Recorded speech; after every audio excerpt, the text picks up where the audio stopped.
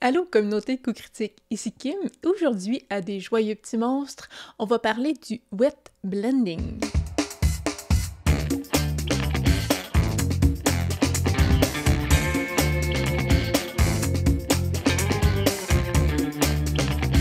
Les miniatures pour cette vidéo ont été fournies par La Louve 3D qui va lancer un Kickstarter le 14 mars prochain pour une durée de 30 jours. Fairy Mushroom and Darkness Creatures est un projet Kickstarter de miniatures imprimables en 3D pour jeux de rôle sur table qui est accompagné aussi d'un scénario de jeu.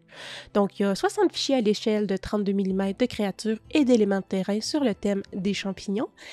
Tous les fichiers sont présportés, testés et optimisés pour l'impression à la résine à la maison. Il y a même une miniature gratuite à télécharger, Furious Amanita. Le scénario du jeu, Le règne du salut, met en scène les miniatures du projet. Il est écrit par Ectelion et est compatible avec le système Cypher. En résumé, le scénario du jeu fourni, une île mystérieuse a été découverte et une expédition est mise sur pied avec pour mission de découvrir cette terre pleine de promesses et de la cartographier. Malheureusement, tout ne se passera pas comme prévu. À peine arrivés sur place, les personnages y découvriront les étranges habitants qui peuplent cette île et se retrouveront pris au beau milieu d'un conflit qui, s'ils ne font rien, pourrait bien avoir des répercussions dramatiques hors des frontières de l'île. Donc, vous trouverez le lien vers le projet Kickstarter dans la description de la vidéo ici. Dans la vidéo de la semaine dernière, vous avez pu observer que je fais maintenant mes dégradés à l'aréographe, oui, ce qui est, je trouve, beaucoup plus facile et beaucoup plus rapide, mais j'ai aussi dit précédemment que l'aréographe, c'est vraiment pas obligatoire, que c'est un beau cadeau qu'on se fait de soi à soi, mais que la peinture, ce n'est pas, on n'a pas besoin d'objets de luxe pour en faire. Donc, une manière facile, je vous dirais, de faire des dégradés sur une plus longue surface et plus rapide que d'y aller par couche par couche, c'est de faire du wet blending, donc un mélange mouillé. Hein? Donc, assez rapidement, je vais vous expliquer comment on procède et vous allez voir, c'est très très simple.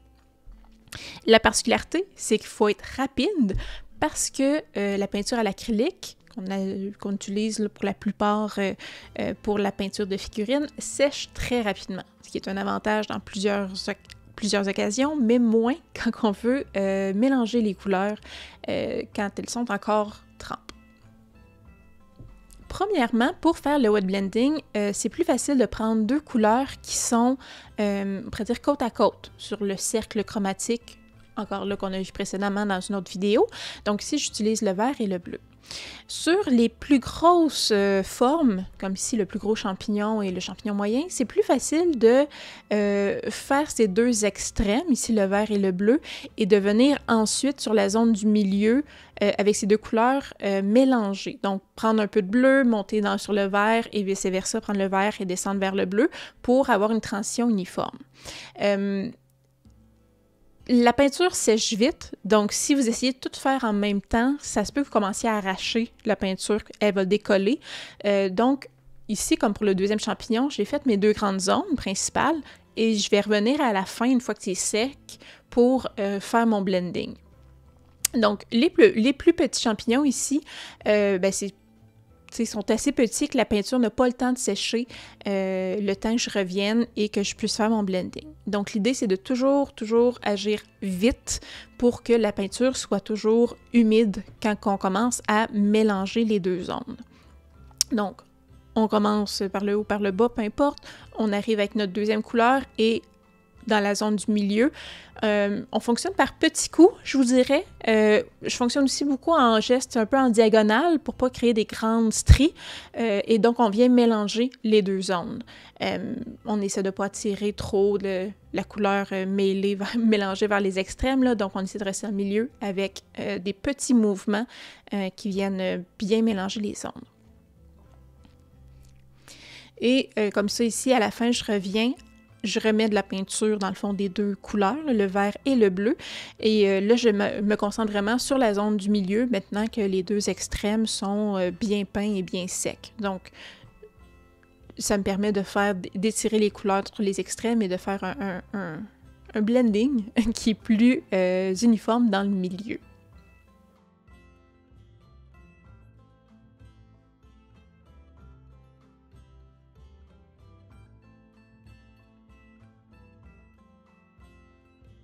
Pour le reste de la vidéo, vous allez voir rapidement une partie de la peinture que j'ai faite pour compléter la figurine, mais vous ne la verrez pas terminée. On va la voir dans une prochaine vidéo où je reviendrai sur tous ces beaux petits champignons que la Louvre 3D a fait et je ferai une vidéo pour à savoir comment améliorer ses bases. Donc voilà. Et donc je vous laisse avec cette peinture de figurine voir ce que j'ai fait de ce champignon guerrier et si vous aimez la vidéo, si vous voulez voir les prochains où je réutilise ces figurines pour continuer d'améliorer les bases et faire différents effets, donc des effets surprises qui s'en viennent, abonnez-vous à la chaîne, aimez la chaîne, aimez la vidéo, commentez, ça me fait toujours plaisir de répondre à vos questions. Et si vous avez quelque chose dans vos poches, venez voir ce qu'on fait sur Patreon. Vous avez toutes les vidéos une semaine à l'avance. Et sinon, je vous laisse avec ce beau petit champignon. Bye!